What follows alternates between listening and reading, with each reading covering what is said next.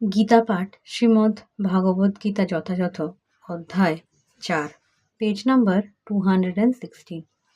ভগবান যদিও মানব সমাজে এই 4টি বর্ণ সৃষ্টি করেছেন, তবুও তিনি সেগুলির কোনোটিরই অন্তর্ভুক্ত নন, কারণ তিনি মায়ার বন্ধনে আবদ্ধ জীবের মতো নন। মায়ার বন্ধনে আবদ্ধ জীবদের মধ্যে মানব জাতীয় অন্যতম। প্রকৃতপক্ষে মানব সমাজে যে কোনো পশু সমাজেরই মতো, কিন্তু মানুষকে পশুর স্তর থেকে প্রকৃত মানুষের স্তরে উন্নীত করবার জন্য ভগবান এই 4টি বর্ণ বিভাগ করেছেন, যাতে মানুষ পর্যায়ক্রমে ধীরে ধীরে কৃষ্ণ ভাবনাময় হতে পারে। গুণ অনুসারে মানুষের কর্ম নির্ধারিত হয়। জড় প্রকৃতির বিভিন্ন গুণ অনুসারে জীবনের বিভিন্ন লক্ষ্য এই গ্রন্থের 18 অধ্যায়ে বর্ণনা করা হয়েছে। তবে কৃষ্ণ ভাবনাময় ভক্ত ব্রাহ্মণের থেকেও উত্তম।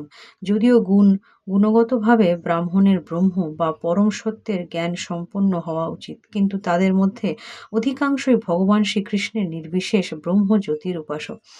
কিন্তু যিনি ব্রাহ্মণের সীমিত জ্ঞানের পরিধি অতিক্রম করে পরমেশ্বর ভগবান শ্রীকৃষ্ণের সম্বন্ধে জ্ঞান লাভ করেন, তিনি কৃষ্ণ ভাবনাময় ভক্তে পরিণত হন বা বৈষ্ণব পদবাচ্য হন। কৃষ্ণ ভাবনাময় জ্ঞান রাম, নৃসিংহ, বরাহ আদি সবকটি ভগবতারের তত্ত্ব সমন্বিত। ভগবান শ্রীকৃষ্ণ যেমন সমাজের 4টি বর্ণের অতীত কৃষ্ণ ভাবনায় নিয়োজিত, তাঁর ভক্ত তেমন এই বর্ণ বিভাগের অতীত, এমনকি দেশ জাতি কুলাদি বিচারেরও অতীত। ন মাং কর্মাণি লিম্পন্তি ন মে কর্মফলে স্পৃহা ইতি মাং যোহ ভিজানাতি কর্মভীর্ন সবদ্ধতে। অনুবাদ: কোনো কর্মই আমাকে প্রভাবিত করতে পারে না এবং আমি কোনো কর্মফলের আকাঙ্ক্ষা করি না। আমার এই তত্ত্ব যিনি জানেন, তিনিও সকাম কর্মের বন্ধনে আবদ্ধ হন না। তাৎপর্য: এই জড়জগতে যেমন সংবিধানে উল্লেখ থাকে যে রাজা কোনো ভুল করতে পারে না অথবা রাজা রাষ্ট্রের আইনের অধীন নন, তেমনি এই জড়জগতের অধীশ্বর ভগবানও জড়জগতের স্রষ্টা হওয়া সত্ত্বেও কোনো কর্মের দ্বারাই আবদ্ধ হন না। যদিও তিনি এই জড়জগৎ সৃষ্টি করেছেন, তবুও এই জড়জগৎ সম্পর্কে তিনি সম্পূর্ণ নিরাসক্ত ও উদাসীন। কিন্তু জীব জড় প্রকৃতির উপর আধিপত্য করতে চায় বলে কর্মফলের বন্ধনে আবদ্ধ হয়ে পড়ে। কোনো প্রতিষ্ঠানের মালিক তাঁর কর্মচারীদের সঠিক এবং ভুল কর্মের জন্য দায়ী হন না, কর্মচারীরা নিজেরাই তার জন্য দায়ী থাকে। ইন্দ্রিয় সুখ ভোগের জন্য জীব নানা রকমের কার্যকলাপে লিপ্ত হন। ভগবান কখনো এই ধরনের কর্ম করার নিধান দেন না।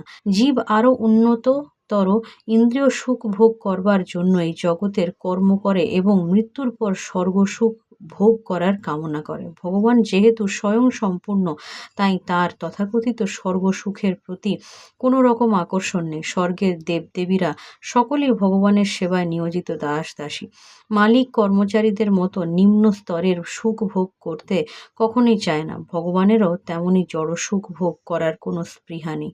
তিনি জাগতিক কর্ম এবং তার পারস্পরিক ফল সম্বন্ধে নিরাসক্ত থাকেন। উদাহরণস্বরূপ বলা যেতে পারে, পৃথিবীতে বিভিন্ন রকমের উদ্ভিদ সৃষ্টির জন্য বৃষ্টি দায়ী নয়, যদিও বৃষ্টি ছাড়া কোনো উদ্ভিদেরই উৎপন্ন হওয়ার সম্ভাবনা থাকে না। বৈদিক স্মৃতিতে এই সম্বন্ধে প্রতিপন্ন করে বলা হয়েছে, নিমিত্ত মাত্র মে বা সৌ সৃজান্নাং স্বর্গকর্মণি প্রধান কারণীভূতা যত বৈ সৃজ্য শক্তয়ঃ।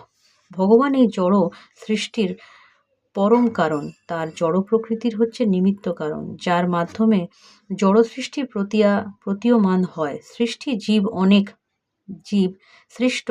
জীব অনেক রকমের হয়, যেমন দেবতা, মানুষ, পশু পাখি, এবং তারা সকলেই তাদের পূর্বকৃত পুণ্য অথবা পাপ কর্মজাত ফলের অধীন। ভগবান তাদের কেবল এই ধরনের কার্যকলাপের জন্য উপযুক্ত সুযোগ এবং প্রকৃতির গুণ অনুসারে বিধিনিষেধ প্রদান করে থাকেন, কিন্তু তিনি নিজে তাদের পূর্ব ও বর্তমান কোনো কর্মের জন্যই কখনোই দায়ী হন না। বেদান্ত সূত্রে বলা হয়েছে, বৈষম্য নৈগৃণ্যে ন সাপেক্ষত্বাৎ। ভগবান কখনোই কোনো জীবের প্রতি পক্ষপাতিত্ব করেন না। জীব তার নিজের কর্মসমূহের জন্য স্বয়ং দায়ী থাকে। পরমেশ্বর ভগবান কেবল তাঁর বহিরঙ্গা শক্তি জড় প্রকৃতির মাধ্যমে তাকে সুযোগ প্রদান করে থাকেন। সকাম কর্মের এই জটিল তত্ত্ব যিনি বুঝতে পারেন তিনি তার কর্মের বন্ধনে আবদ্ধ হন না। পক্ষান্তরে যে ব্যক্তি ভগবানের অপ্রাকৃত তত্ত্ব হৃদয়ঙ্গম করতে পেরেছেন তিনি কৃষ্ণ ভাবনায় অভিজ্ঞ হওয়ার ফলে কোনোই কর্মের অধীন হন না।